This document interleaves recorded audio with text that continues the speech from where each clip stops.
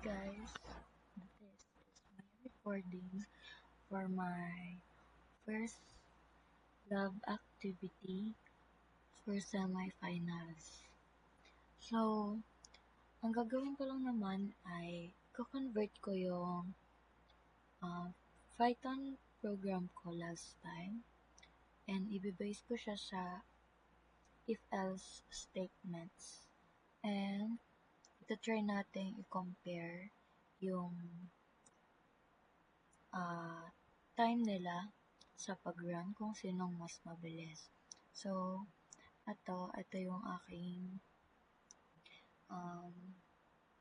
Python program, which is basically dictionary lang. Nag-add lang ako ng time, import time, so that ma-determine natin kung anong time na-execute yung code. So, let's try na.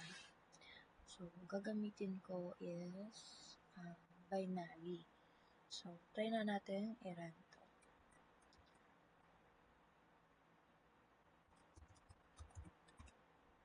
So, ang time is 2.74 seconds. Dito naman, ito yung aking C++ code. So, ito yung aking code.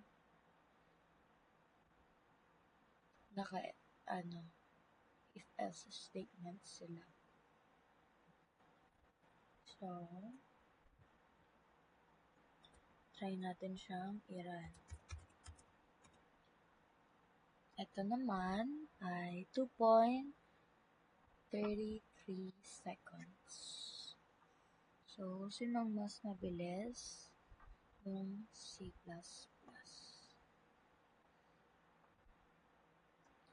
So, try din natin ulit. Try natin ulit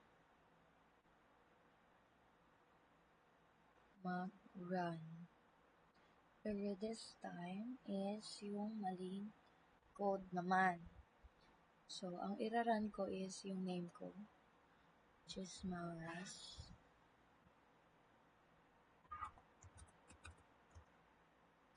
Ang execution time is 2.31 or let's say 32 seconds. So, C++ naman, try natin.